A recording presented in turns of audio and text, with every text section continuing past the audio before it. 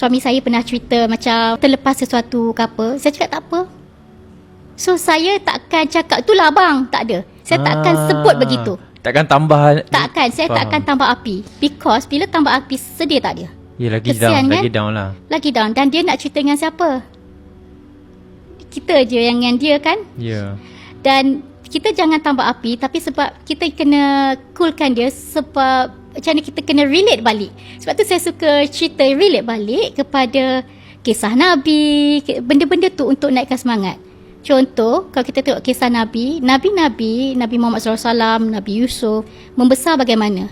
Bila orang kata zaman dulu tak best, childhood trauma dan sebagainya kan. Yeah. Kalau saya sendiri nak cerita pasal dulu, tapi Nabi Muhammad best tak cara dibesarkan?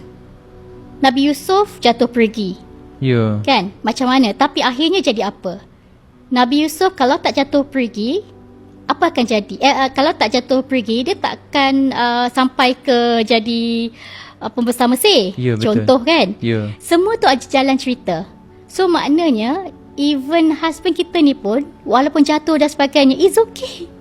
Tak apa. So kita yang kena support, kena naikkan dia. Dan kita kena tenangkan dia. Macam mana kita pergi balik, macam mana Khadijah tenangkan Rasulullah. Di mana semua menolak Rasulullah dan sebagainya, tapi Khadijah buat apa? Dan balik daripada dapat wahyu yang pertama tu kan, macam mana? So Khadijah buat apa? Dan bila kita Rasulullah. Dan bila kita faham Quran, kita takkan merendah-rendahkan, dan kita takkan nak itulah siapa suruh buat macam jangan. Faham. Sebab itu adalah manusia dan itu yang bersama dengan kita, dan Allah bagi dia kepada kita.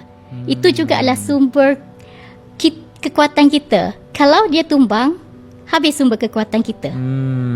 Masya Allah.